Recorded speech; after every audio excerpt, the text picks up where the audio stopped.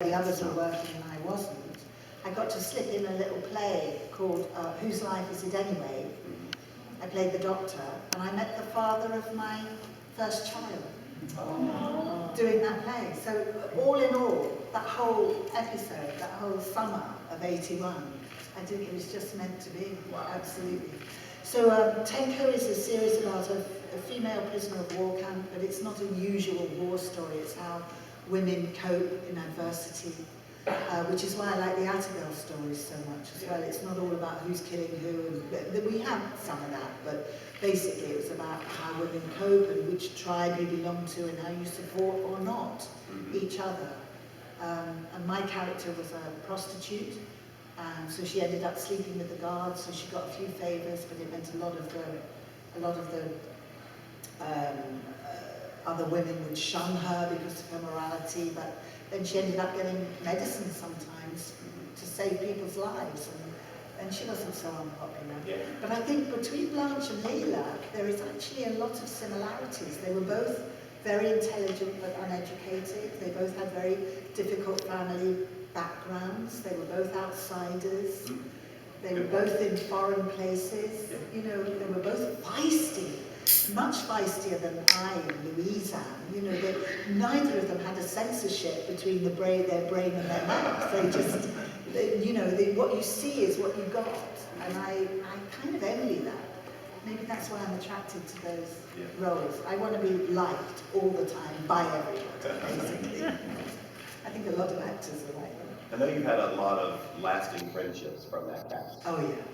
With Stephanie Cole. Steph Cole, Steph Beach, and Veronica Roberts is a really, really, really dear friend. I mean, you know, we've been emailing while I've been here. Yeah, she directed, in fact, a play that I wrote with my gay best friend called My Gay Best Friend. Right. So, and she directed it beautifully. Oh, I didn't even know that she had directed that. Yeah. That's amazing. Yeah. Now, speaking of theater, you and another Doctor Who person that you're very good friends with, Colin Baker, you have done a lot of theater together. We have. I keep playing his wife.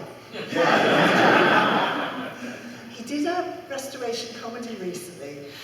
Oh, I wonder if you'll mind me telling you. Anyway, he rang me up. He'll never know, don't worry. Right. Okay, so he must never know. I'm trying to think of his first wife's name. I'm looking at you. Yes, thank you very much. Also on Bergerac. Yes, also on Bergerac. So Lisa Goddard and I we're very good friends, as are Colin and I, but they had a pretty acrimonious separation and hadn't seen each other for a long time. So he gets offered this restoration comedy and he rings me up and he goes, "Are you free for the next 5 months?" I said, "Why?" He said, "I've just seen the cast list. And Lisa and I have been cast opposite each other, and I'm frightened that I fear that when I walk into the rehearsal room, she's going to walk straight out, and I want to go, 'Louise, come in.' You know, I want to know if you're..." Wow. Anyway, she walked in and they threw their arms around each other, and they had a really lovely tour, and all the hatchets were buried, and it was fantastic. But he does like working with me, I know. And we did a point list together. Do you get point lists over here? No, you don't. Okay, so it's a quiz game where you have to supply the most unlikely answer. They ask 100 people a question, and if 88 people give the answer, you have to find an answer that nobody's given a pointless answer. Okay. So, and you work through various rounds, and they do the occasional celebrity one. Normally it's, Joe and Joanne Public do it. So I'm standing beside Colin and goes, "Don't you let me down. You let me down. I was out first round last time. Don't you let me down." And who let us down? We also did an eggheads where I was awful because he bullied me into doing the science round because he wanted to be in the general knowledge round because he has got a brilliant. He's got a very big brain. He trained as a lawyer. Yeah, sure. Yeah. Okay, I'm sure somebody has questions for Ms. Jameson, so if you want to come up to the microphone here, then we will have some questions. Start us off. Well done. Nice costume. Isn't that great? Anyone up here? No question.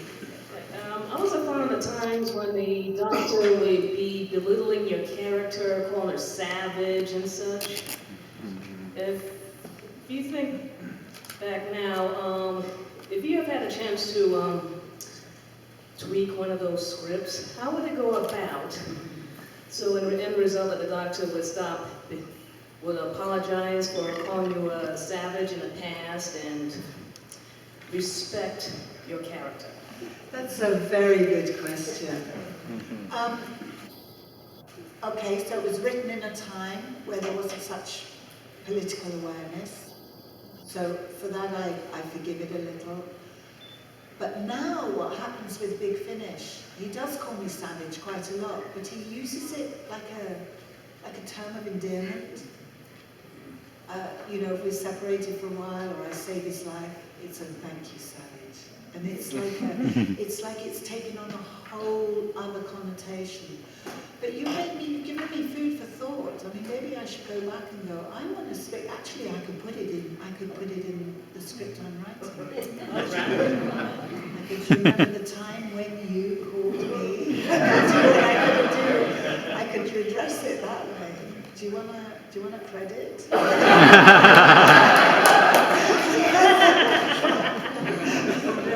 Thank you for your question. Hi, it's lovely to see you.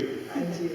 So I get curious about this with all the Big Finish folks, that not only are you playing Leela in a sort of a different production environment, but also you're now playing Leela at different times in her life. So I'm curious about your thought process of, okay, this is how I've developed the character since I played her 40 years ago. And not only that, but now I have to play her, you know, older as well. So how does the character develop in that regard? Again, another interesting question. I've had a script recently that I've done for Big Finish. I'm struggling, it hasn't been released yet, so you won't know the answer. But I'm struggling for the name of the writer, forgive me. He was responsible for developing Land Girls, this man, Phil somebody. Anyway, he didn't quite get Leela's voice. It doesn't happen often. But, you know, he gave her words like indigenous, and there was another one in there. But they are, because the atmosphere is so good and non-threatening, and because everybody at Big Finish wants the end result to be the best possible thing it can be, I'm allowed to go in, and they know I'm a writer, I'm allowed to go in to the studio and go, is it okay if we just change this a little? I don't think she's quite that, in this particular storyline, I don't think she's quite that developed yet. I mean, when she's working on Gallifrey with Lala, she could use a word like indigenous, but in the whole Tom Baker, he's still broadening her vocabulary. And unless there's been a scene where a word is introduced or an attitude is introduced, then you can't justify just dropping it in like that. So I keep a wary eye on it. And David Richardson always says to me, he said, I always feel like I've got another editor on the, I don't know if he's irritated by it, but we've got another editor on the script because you know and are, you know, passionately concerned about keeping Leela, what's the word I want? Believable isn't the word, but that's what I mean, you know, authentic. Yes, thank you. Keeping Leela authentic, that I feel she's in very safe hands. So, yeah, I keep a wary eye, basically. Thank you for being here. Thank you. I'm a playwright and a playwriting teacher by profession, so I love the line, half brothel, half chapel. Yes. Is that original with you? Because I want to credit it properly when I use it going forward. Do you know if you heard that? Do you know, I'd like to say it is, but you know, us writers, we just plagiarize. We plagiarize life, don't we? Yeah. I probably read it somewhere, if I'm really honest, but I couldn't tell you where. That's one for Barbara. Credit me. Hey. Credit me and say, by the way, she's a plagiarist. I also, something I've been wanting to ask you for years and years, and I blush to ask it because it is sort of about the salaciousness of Leela's on-screen appearance. And you're so magnificent in talents of Wing Chun. You get to be Eliza Doodle, right? Yes, yes, Which is exactly. part of what's wonderful about that. But there is this wet T-shirt moment, Yeah. which when I was 16 I appreciated tremendously. So thank you for that. But now, a little older, a little more evolved, I look at that and I think, my God, here's a RADA-trained actress standing here with electrical cables on the floor, and she is soaking wet. Yeah. I'll tell you something. Any special about that memories scene. about that? Yes. I have a lot of memories about that scene. At the time, I had what I thought was glandular fever, but has since been diagnosed as an allergy to the smoke gun. You know, which of course in Doctor Who you're surrounded by smoke a lot of the time. And it's not just for the scene, you know, it's for the rehearsal, it's for the lighting guy, it's for when you're standing around for special effects. So, you know, playing Wicked Queen in pantomime is a nightmare for me because I get these glandular fever symptoms. I think it is glycerin. It's oil based, yeah. Well, I'm not allergic to dry ice, which is water based, but it's so expensive, most managements won't use it. So I thought I had glandular fever. I was very ill at the time. They'd only just painted the sewer in the studio, so they couldn't put hot water in there because of the mixture with the paint, because it was still tacky. They could only put cold water in.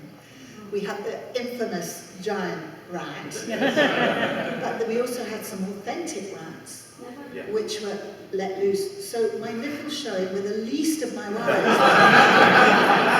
I just wanted to get that scene over just as quickly as, if you look closely at I had such bags under my eyes during that whole process.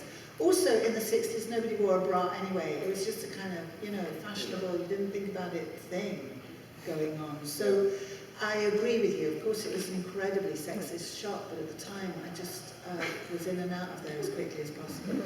I'm kind of glad to hear that. Other things to worry about.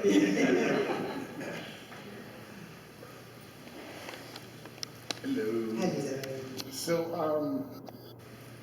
So many of the companions are kind of interchangeable, but there's only one Leela, and there's never really been a companion like her before or after, right? She starts off as this warrior, and it's why it cheeses me off that she winds up just leaving because she gets married, right?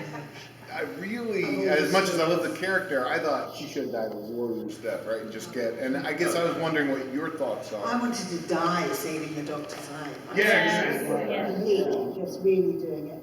And then having, I believe they've done this story, but then having him come back and bringing me back to life, going back in time, making it all right, but he's had to wipe my memory to do it, or something so that the kids weren't left thinking, oh, Linda's died, you know, but to have a sadness of them separating.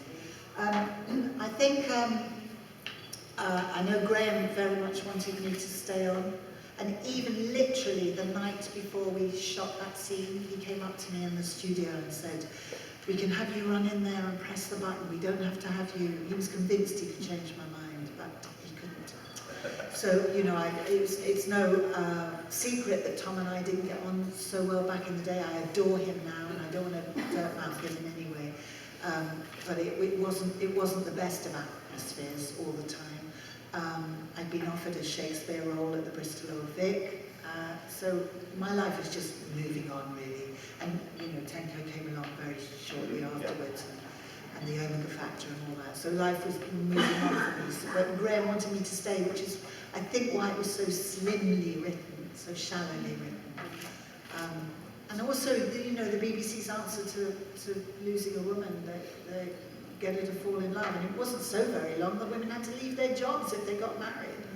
You know, so there was still a kind of mindset that wasn't adventurous enough. Hello. You said Child's HIA was your favourite story. What was it about that one? Actually, it was my second favourite, if I'm honest. Sunmakers was my absolute favourite. But I did love Talons because of its, boldness. And I love Victoriana. I live in a Victorian house, little end of terrace Victorian cottage. And I love it that I got out of my leather leotard for a while, and I had my Eliza Doolittle moment. Yes. Yeah.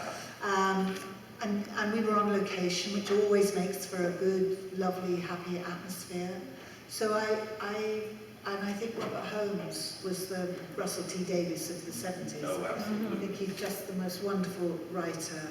And he and I got on very well, so he was very kind to me in the scripts, in both Sunmakers and Talons. He was very kind to me, so that's why I loved it. What's interesting about Sunmakers is that the story concept kind of came from a run-in that he had with the tax man, Yes. but it turned into a script that's really defining for Leland. Yeah. Very interesting. Very interesting. And he, well, it's pure Marxism, actually. If you analyse it, it couldn't be more left-wing. Freeing oppressed workers, isn't it? Yeah. It's a pleasure to meet you in person, Ms. Jameson. Thank you. I just wanted to ask this. In the show, we see you so much using a knife, you throwing the knife so much. How much training or help did the BBC stunt people give you while working on the show with that? Because doing that, it has to take some skill. I think they wish they'd given me more. Because during Robots of Death, I very, very nearly killed the cameraman. They gave me, if you look closely, I've got a real knife in the first story, which is called Face of Evil. Thank you. Face of Evil. And then in Robots of Death, I had to get a knife into one of the robots. And I don't know how it happened, you know, like you're the cameraman and the robot's over there and I'm throwing the knife and it's somehow like this, past the cameraman. So for take 2, there was nobody in the studio except one quaking cameraman. Me. Everybody else left. Anyway, I did it all right. And then they turned up with a very, very, very blunt knife, which they, you know, hastily wrapped the string around, which years later got sold for £1,000, and the money went to Romanian orphans. Hello again, Louise. Hello. As you know, we sadly lost Sir John Hurt last year. So what memories can you share about working with him on the War Doctor audios? War Doctor, well, was a force to be reckoned with, Mr. Hurt. And it's the only time Big Finish have allowed their cast to go to the pub at lunchtime. Because if Sir John Hurt says we're going for a drink, everyone goes, okay. And that, I worked with him in, I think it was about 74, right at the beginning of my career and just before his took off. It was just before he'd filmed Quentin Crisp, the Quentin Crisp movie called... Naked Silver Servant. Yes, thank you. Thank you. Someone else besides me knows something. I want everyone in this room to be my phone a friend. Or... Yeah, definitely.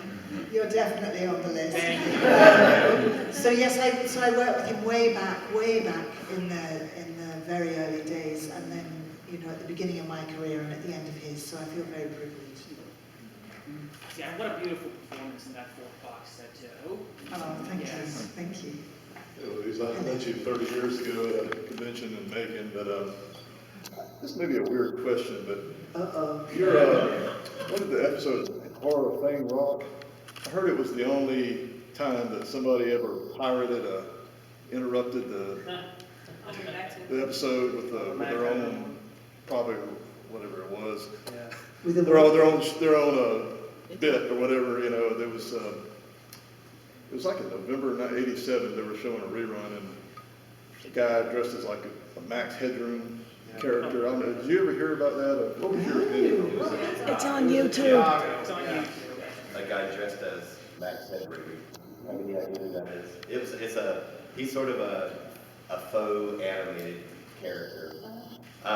And they broke into the broadcast of that story on a PBS station in Chicago. Did they? No, I didn't know about this, so I'll have to look it up on YouTube. Was it to raise money or to... No, it was to do it. Being crazy. Just as a dare? Was it you?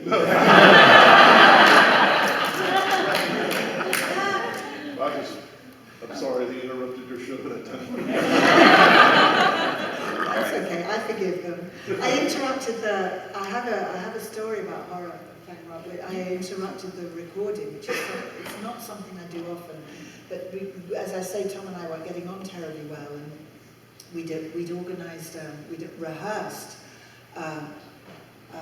me up in the lighthouse, and then I hear footsteps on the stairs, and I draw my knife and I walk slowly over to the door, and I open the door, and oh, relief, it's the doctor. So what was happening was I was hearing the footsteps, and then Tom was opening the door, therefore cutting, close up, suspense, creeping across the room, opening the door, go to him. So he was getting them to cut early. And I stopped and I went, oh, that's not quite what we rehearsed. You came in a bit quickly. Tom, can we do that again? And the second time he did it, I went, it's not quite what we rehearsed. Third time I did it, and do you know what? My heels went into the floor. I thought, I am digging these in, and I'm going to get my clothes up. And also it served the story, so it wasn't purely my ego talking, although there was a bit of that. Anyway, fourth time he waited, and I got my way, and I went up to him in the tea break, and I said, oh, I'm sorry, Tom, but I just thought the story needed. He went, that's all right, Mum. And I thought, why didn't I do this weeks ago? And Paddy Russell took me to one side and said, be careful, you're getting a bit uppity. She didn't say up your own bottom, but so I had very mixed reactions, but the crew all went, well done, know what you're doing, well done. We have one last question that we can sneak in if it's quick. Okay. I'm a little embarrassed to say that I've had absolutely no exposure to you or any of your work before this panel, but from listening to you talk, you're very wise and interesting, and I wonder, are you writing an autobiography? Because I want to buy it and read it. I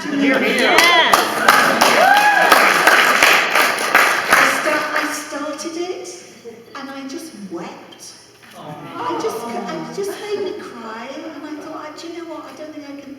I was going to do like a mosaic, maybe I will, some really stories written in great detail, and then, gloss over the next 5 years, and then somebody tweeted me yesterday and said, Louise Jameson, catnip to the gays. And I thought that would make a great title for it. Well, Louise, thank you so much for being here.